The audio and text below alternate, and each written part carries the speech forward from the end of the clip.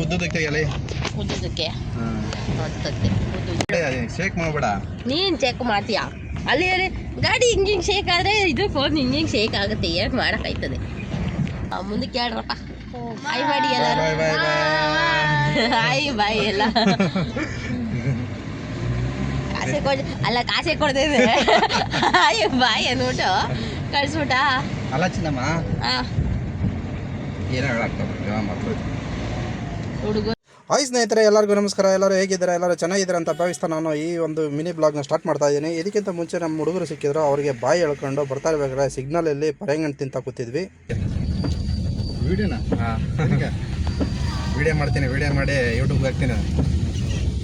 ಅದಕ್ಕೆ ಈ ಕಸ್ಟಮರ್ನ ಸುಂಕುತ್ಕಟ್ಟೆ ಹತ್ರ ಪಿಕಪ್ ಮಾಡ್ಕೊಂಡು ಬನ್ನೇರುಘಟ್ಟದಲ್ಲಿರುವಂಥ ಈ ದೇವಸ್ಥಾನದ ಹತ್ರ ಒಂದು ಚೌಟ್ರಿ ಇದೆ. ಆ ಚೌಟ್ರಿ ಕೆಲಸಕ್ಕೆ ಇವರು ಬಂದಿದ್ದರು. ಅದಕ್ಕೆ ಅವ್ರನ್ನ ಅಲ್ಲಿ ಡ್ರಾಪ್ ಮಾಡಿ ನೆಕ್ಸ್ಟು ದೇವಸ್ಥಾನದ ಮುಂದೆನೇ ಬರ್ತಾ ಇದೆ. ಆವಾಗ ಒಂದು ವಿಡಿಯೋ ಮಾಡಬೇಕಂತ ಅನ್ನಿಸ್ತು ನನಗೆ. ಯಾಕೆ ಅಂತ ಹೇಳಿದ್ರೆ ಅವಾಗ ತಾನೇ ಮಳೆ ಬಂದು ನಿಂತಿತ್ತು. ಆ ದೇವಸ್ಥಾನ ವಾತಾವರಣ ತುಂಬಾ ಚೆನ್ನಾಗಿ ಕಾಣಿಸ್ತಾ ಇತ್ತು. ಅದಕ್ಕೆ ಒಂದು ವಿಡಿಯೋ ಮಾಡ್ಕೊಂಡೆ.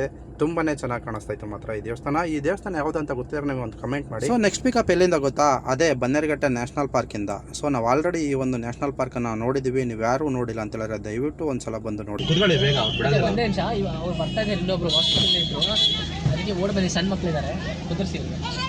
ಅವ್ರಿಗೆ ಹೇಳ್ಬೇಕು ನೀವೇನ. ಆನ್ ದ ವೇ ತಣಿಸಂದ್ರಕ್ಕೆ ಹೋಗ್ಬೇಕಾದ್ರೆ ಡೀಸೆಲ್ ಖಾಲಿ ಆಯಿತು. ಡೀಸೆಲ್ ಹಾಕ್ಸ್ಕೊಂಡು ಕಸ್ಟಮರು ನನಗೆ ಏನೋ ಹೇಳ್ತಿದ್ರೆ ಕೇಳಿ ನೋಡಿ.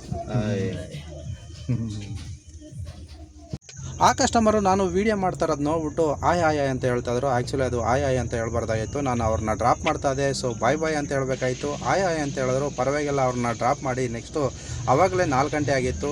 ಊಟದ ಟೈಮ್ ಮೀರೋಗ್ಬಿಟ್ಟಿತ್ತು. ಸೊ ನಾವು ಮನೆಯಿಂದ ಊಟ ತಂದಿದ್ದೆ. ಏನಂತ ಹೇಳಿದ್ರೆ ತರಕಾರಿ ತಂದಿದ್ದೆ. ಆ ತರಕಾರಿ ತಿನ್ಕೊಂಡು ಅವರ ಅಪಾರ್ಟ್ಮೆಂಟ್ ಹತ್ರನೇ ಈ ಎಲ್ಲ ತರಕಾರಿ ತಿನ್ಕೊಂಡು ರಾತ್ರಿ ಒಂದು 11 ಗಂಟೆವರೆಗೂ ಡ್ಯೂಟಿ ಮಾಡಿದೆ. ಬಟ್ ಆ ಡ್ಯೂಟಿ ಮಾಡೋದನ್ನ ವೀಡಿಯೋ ಮಾಡೋಕ್ಕಾಗಲಿಲ್ಲ. ಇಷ್ಟೇ ಮಾಡಿದ್ದು. ಸೊ ಇಲ್ಲಿಗೆ ನಾನು ವೀಡಿಯೋ ಮುಗಿಸ್ತಾ ಇದ್ದೀನಿ. ಜೈ ಹಿಂದ್, ಜೈ ಕರ್ನಾಟಕ.